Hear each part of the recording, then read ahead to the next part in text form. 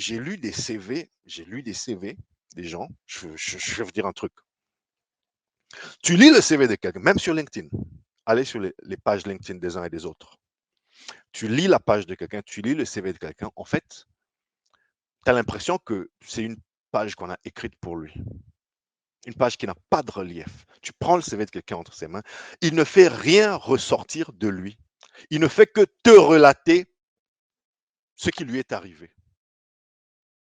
J'ai travaillé dans telle boîte, puis je suis passé dans telle boîte, puis je suis passé dans telle boîte.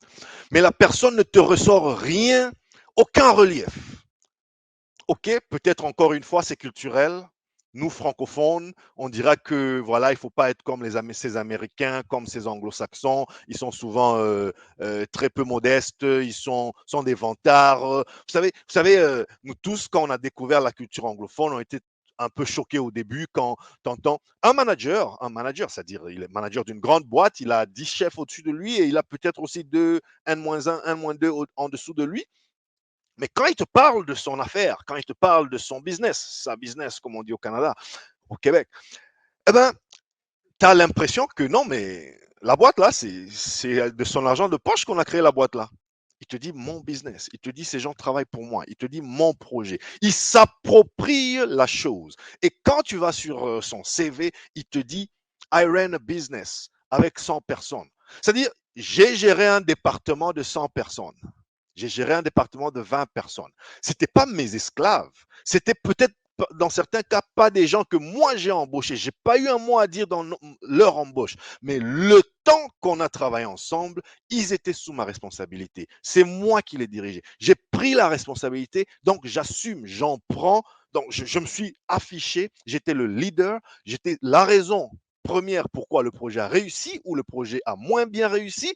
Mais vous sentez qu'on parle de, voilà, on n'est pas dans l'humilité outrancière là où tu lis le CV de quelqu'un, tu comprends même pas, tu dis, frère, c'est ton CV ou bien c'est le CV de quelqu'un d'autre? Parce que quand je regarde, je ne sais pas comprendre ce que toi tu as fait.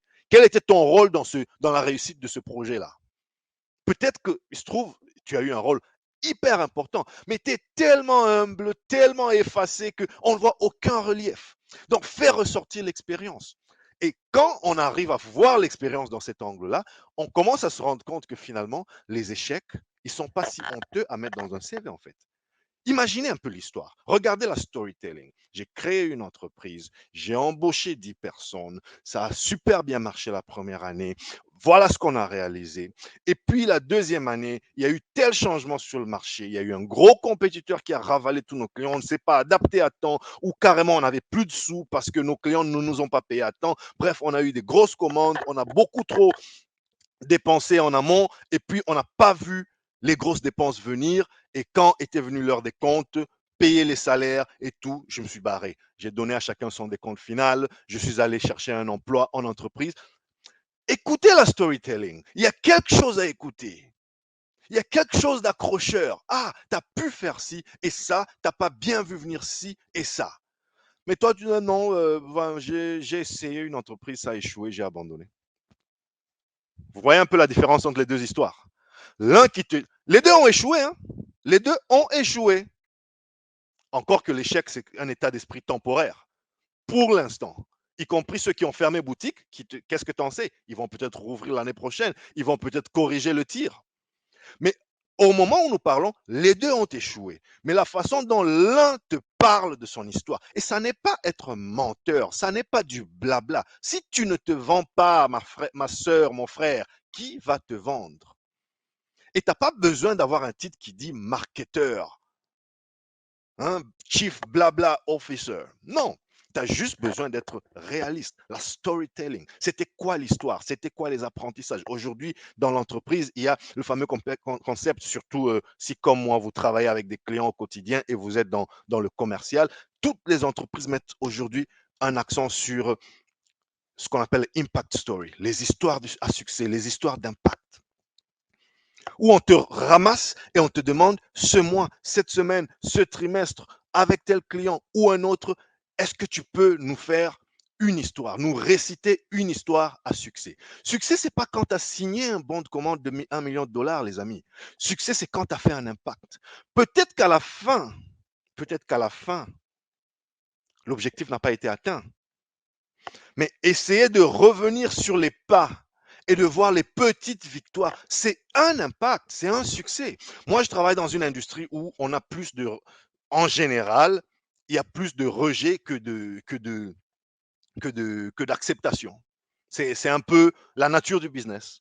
Aujourd'hui, si tu veux financer les startups, si tu veux financer les petites entreprises, dans l'absolu, il y a plus de dossiers qui reçoivent une réponse négative parce qu'il n'y avait pas d'expérience, parce que l'entreprise n'a pas encore fait ses preuves, parce que voilà, les investisseurs n'ont pas choisi de faire confiance à cette boîte, parce que l'entreprise ne s'y est pas bien prise par ceci. Alors revenez dans un an lorsque vous aurez je sais pas moi, vos états financiers de l'année d'avant. Donc, il y a toujours une raison. On peut l'embellir comme on veut, mais sur le point purement factuel, la réponse c'était non.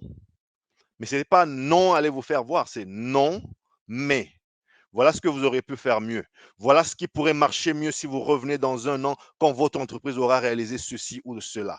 Et c'est là que l'on voit le mental d'un gagnant, le mental d'un chef d'entreprise visionnaire, parce que ces petits noms-là, ils peuvent avoir des sous-éléments qui sont prometteurs. Qui te dit que non à une banque A veut dire non partout? Peut-être que la banque, par rapport à ces critères, a dit non. Mais si tu regardes ce qui était positif, ce que tu aurais pu retenir, ce que tu as fait de bien, peut-être que c'est déjà suffisant pour t'obtenir le même financement ou un financement un peu moindre ou un accompagnement d'une autre nature ailleurs. Donc, non seulement les échecs ne sont pas permanents, mais ils ne sont même pas absolus. Quand moi je te dis non, c'est par rapport à ma grille de lecture. Je suis peut-être payé pour attendre de toi que tu me présentes tel autre document. Mais le monsieur, la dame à côté, qui, elle, qui lui est payé pour gérer et évaluer un critérium différent, eh bien, ils peuvent t'associer à un coach. Ils peuvent te donner le tiers de ce que moi j'aurais pu t'accorder dans le cadre de mes fonctions ou j'aurais pu motiver à ta faveur dans le cadre. Voyez-vous? Donc, l'échec, non seulement c'est permanent, non seulement ça n'est pas permanent, c'est un état d'esprit qui est appelé à changer si vous avez le mental pour ça, mais aussi c'est relatif. Un échec à une porte A ne signifie pas que c'est un échec à toutes les portes. Donc voilà, ça c'est juste pour dire.